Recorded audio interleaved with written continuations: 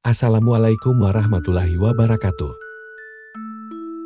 Sahabat beriman, Palestina punya jasa besar terhadap kemerdekaan Indonesia. Makanya Indonesia terus mendukung kemerdekaan Palestina. Masih konsisten dari dulu sampai sekarang.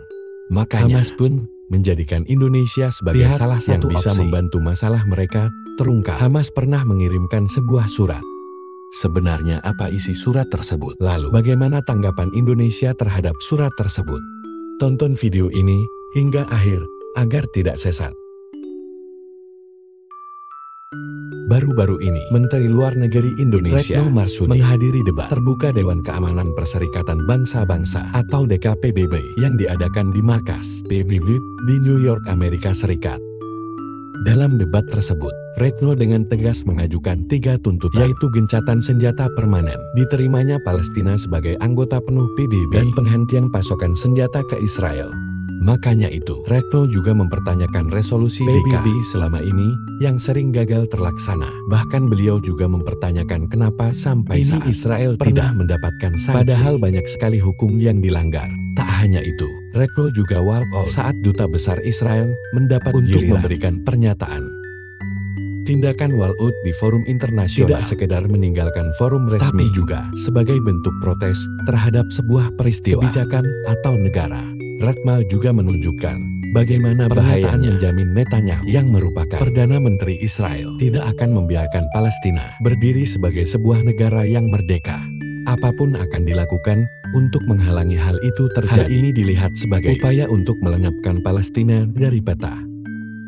Di forum-forum internasional lainnya, seperti pada konferensi tingkat tinggi Organisasi Kerjasama Islam atau OKI, Indonesia selalu menyuarakan dukungan Palestina menjadi negara yang merdeka dan berdaulat. Aksi jatah lain yang dilakukan Indonesia untuk Palestina adalah mendukung Afrika Selatan saat menyeret Israel ke International Court of Justice atau Indonesia tidak bisa ikut karena belum meratifikasi konvensi genosida yang menjadi dasar gugatan yang digunakan Afrika Selatan. Lalu Indonesia juga mengirimkan bantuan kemanusiaan ke Palestina, bahkan sampai 2 tahap. Bantuan tahap pertama mencapai 26,5 dan tahap kedua senilai 31,9 miliar yang berupa obat-obatan, perlengkapan rumah sakit, makanan dan kebutuhan lainnya.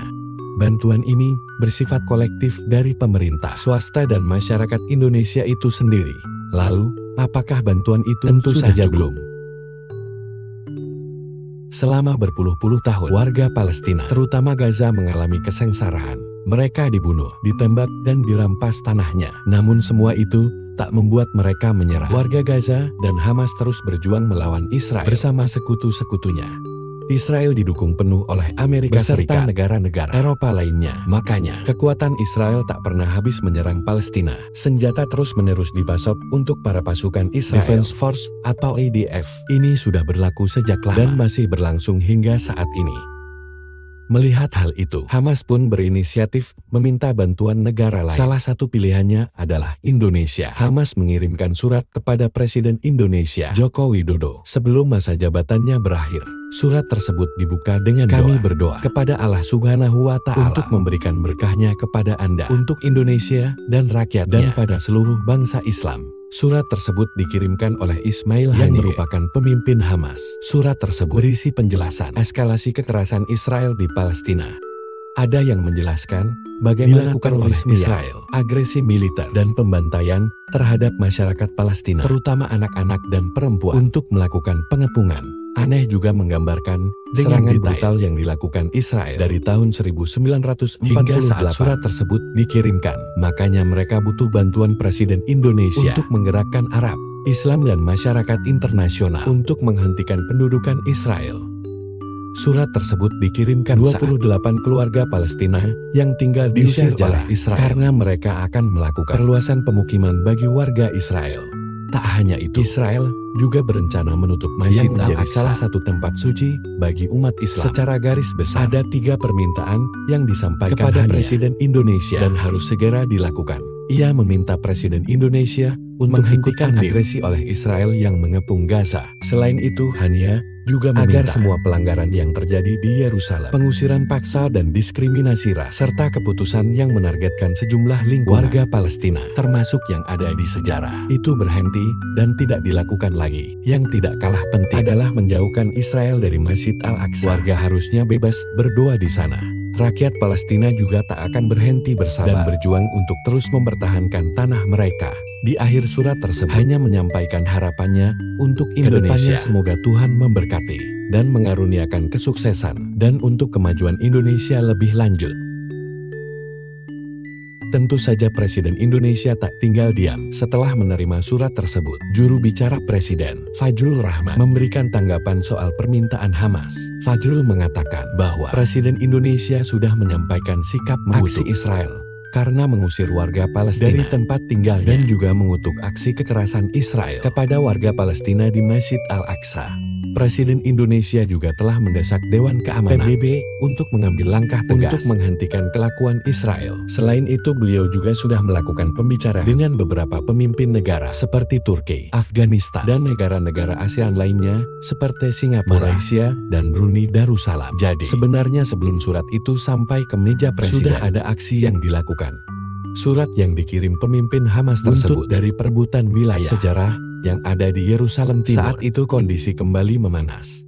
Makanya terjadilah aksi saling serang antara Israel dan Hamas lewat serangan udara. Israel juga melakukan serangan ke Masjid Al-Aqsa. Aksi ini berlangsung mulai dari 10 Mei hingga 21 Mei 2021. Selama 11 hari itu ada 232 warga Palestina yang meninggal. 65 orang diantaranya adalah anak-anak. Di antara 11 hari itu 16 Mei 2021 diakui oleh pejabat Palestina yang sedang berada di Gaza sebagai hari paling mematikan sejak terjadinya pertempuran dengan Israel. Di hari itu ada 42 orang yang tewas karena serangan roket Israel. Orang diantaranya adalah perempuan dan 10 lainnya adalah anak-anak. Aksi saling serang pun berhenti setelah kedua pihak sepakat untuk melakukan gencatan senjata. Gencatan senjata ini langsung disambut sorak-sorai warga Gaza. Mereka turun ke jalan dan meluapkan kegembiraannya sambil menyembunyikan klakson mobil di jalan-jalan kota. Mereka bahagia karena melalui 11 hari yang mencekam, gencatan senjata ini dapat terlaksana karena Mesir turun menengahi kedua belah pihak. Palestina kembali memanas tahun 2002 saat Hamas berhasil Israel di wilayahnya. Ribuan roket diluncurkan ke Israel. Ribuan orang dari pihak Israel meninggal dan ratusan lainnya di sana. Israel tentu tak tinggal diam. Mereka langsung mendeklarasikan perang dengan Hamas. Akibatnya sampai hari ini warga Palestina, terutama warga Gaza, menjadi korban. Puluhan ribu meninggal, bangunan porak-poranda, ditambah lagi sekarang sedang terjadi krisis makanan. Makanya dunia mengklaim Israel telah melakukan genosida. Sayangnya semua itu dibantah oleh Israel. Mereka berdalih bahwa apa yang mereka lakukan upaya mempertahankan diri dari serangan Hamas. Mereka juga beralasan bahwa pasukan hanya mengincar pasukan Hamas, bukan warga sipil. Sayangnya fakta berkata lain. Indonesia tentu mati-matian mendukung Palestina. Tak pernah sekalipun sikap itu berubah. Dari zaman Soekarno hingga zaman Joko Widodo, Indonesia selalu ada untuk Palestina. Sahabat beriman, situasi Palestina pernah benar-benar aman dari gangguan Israel. Tapi warga Palestina dan pasukan Hamas tak pernah menyerah menjaga tanahnya. Pasukan Hamas pun melakukan banyak cara untuk melawan Israel. Salah satunya dengan menghubungi Indonesia sebagai pendukung setia Palestina. Wassalamualaikum warahmatullahi wabarakatuh.